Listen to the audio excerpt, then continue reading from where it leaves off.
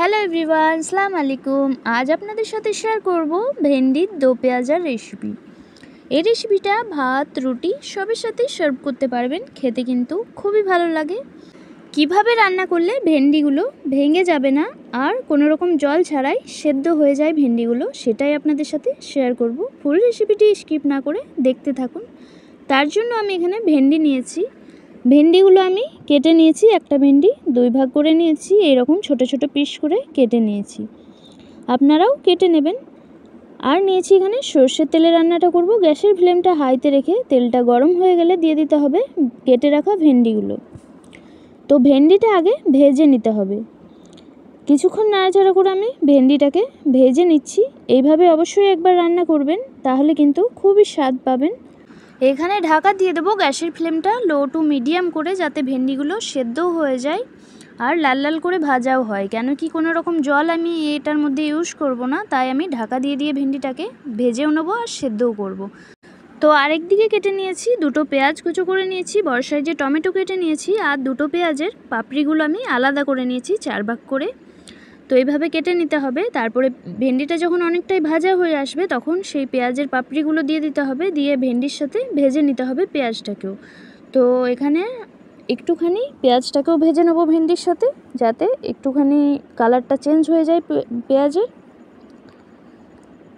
তো দেখুন এখানে পেঁয়াজটা ভাজাও হয়ে গেছে, ভেন্ডিটাও ভাজা হয়ে গেছে। এই অবস্থায় এবার নামিয়ে নিতে হবে আমাকে। ভেন্ডিটা অনেকটাই এখানে সেদ্ধ হয়ে গেছে, ঢাকা দিয়ে ভেজেছিলাম তাই। তারপরে আবারও সর্ষের তেল দিয়েছি পরিমাণ মতো, তারপরে কুচানো পেঁয়াজগুলো দিয়ে দিলাম, দিয়ে ভালোভাবে নাড়াচাড়া করে পেঁয়াজটাকে ভেজে নেব কালারটা যতক্ষণ না চেঞ্জ হয়ে আসছে। তো এদিকে মশলা রেডি করছি। এখানে আদা রসুন কাঁচা লঙ্কা বাটা 4 টেবিল চামচ নিচ্ছি, আর লবণ স্বাদ মতো, হলুদ গুঁড়ো 1 টেবিল চামচ, আর নেব জিরে গুঁড়ো 1 টেবিল চামচ, ধনে গুঁড়ো 1 টেবিল চামচ, আর কালারের জন্য দেব কাশ্মীরি লঙ্কার গুঁড়ো 1/2 টেবিল চামচের মতো। দিয়ে সামান্য একটু জল দিয়ে ভালোভাবে মশলাটাকে মিশিয়ে নেব একসাথে। সব মশলাটা আমি ভালোভাবে মিশিয়ে নিয়েছি দেখুন। আর এদিকে পেঁয়াজের কালারটা অনেকটাই চেঞ্জ হয়ে এসেছে। এবার দিয়ে দিতে হবে যে রেডি করা মশলাটা আমি রাখলাম, সেই মশলাটা দিয়ে দেব। মশলাটা দেওয়ার পর সামান্য একটু জল বাটিটা ধুয়ে দিয়ে দিচ্ছি, দিয়ে ভালোভাবে মশলাটাকে কষিয়ে নিতে হবে। মশলার একটা কাঁচা স্মেলটা যতক্ষণ না বেরিয়ে যাচ্ছে ততক্ষণ। তো মশলাটাকে ভালোভাবে কষিয়ে নেব। মশলার এই জলটা টেনে যাবে আর ভালোভাবে মশলা থেকে তেল ছেড়ে দেবে।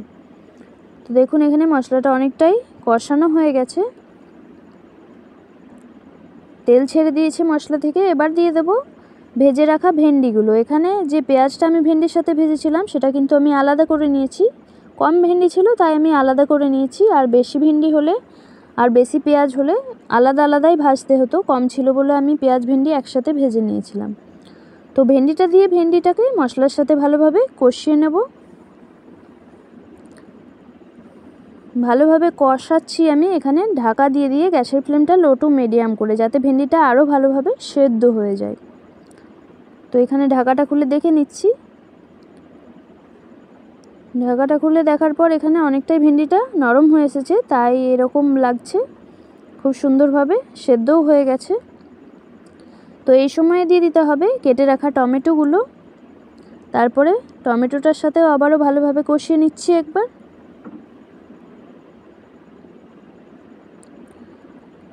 তারপরে দিচ্ছি গরম মশলার গুঁড়ো 1 টেবিল চামচ, আর ভেজে রাখা পেঁয়াজগুলো। আর এখানে দিচ্ছি টমেটো কেচাপ 1 টেবিল চামচের মতো, দিয়ে ভালোভাবে একবার মিশিয়ে নিতে হবে সবগুলো একসাথে। তাহলেই কিন্তু আমাদের ভেন্ডির দো পেঁয়াজা একদম রেডি হয়ে যাবে।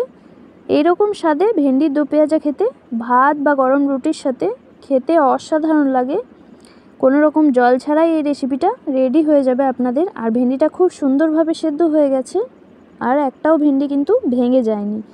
দেখতে যেমনটাই লোভনীয় হয়েছে, খেতেও কিন্তু এতটাই স্বাদ।